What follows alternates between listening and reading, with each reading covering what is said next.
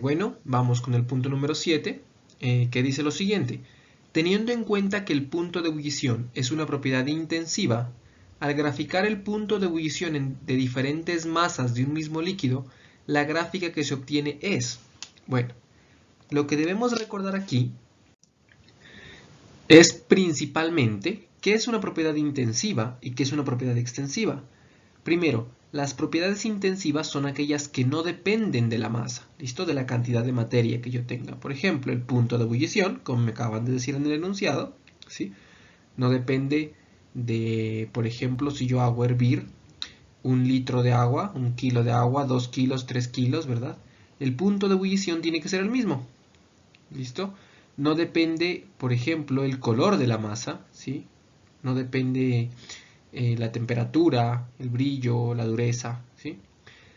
Al contrario de las propiedades extensivas, que es justamente el opuesto, ¿verdad? En este caso sí depende de la cantidad de materia que yo tenga. Por ejemplo, el volumen. Entre más materia yo tenga, entre más masa yo tenga, pues el volumen va a aumentar. Entonces es una propiedad extensiva, como estas que se indican aquí también.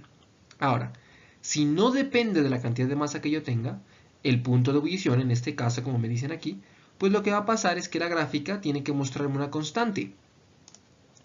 Si analizamos, bueno, diferentes gráficas, por ejemplo la C, vamos a ver la C, cuando yo aumento la cantidad de masa, por ejemplo me voy aquí, aumentemos, me voy aquí, tengo una cantidad de masa más o menos aquí, entonces si nos damos cuenta, para este punto de masa tengo esta temperatura de ebullición, pero si yo me voy acá, ¿qué ocurre? La temperatura de ebullición es diferente y eso no representa una propiedad intensiva, porque debería representarme que sin importar la masa, pues el punto de ebullición sea el mismo, ¿no? Y no me representa eso.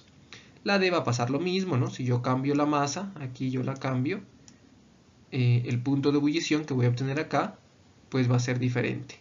¿Listo? Entonces, miren, si yo aumento la masa, en el eje Y, que es la temperatura de ebullición en este caso, pues va a ser diferente.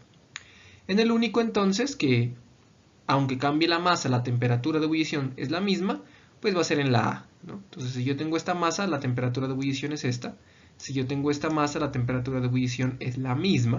Si yo tengo más masa acá, pues la temperatura de ebullición sigue siendo igual. Y por lo tanto, la que me representa en realidad una propiedad intensiva, pues es la respuesta A.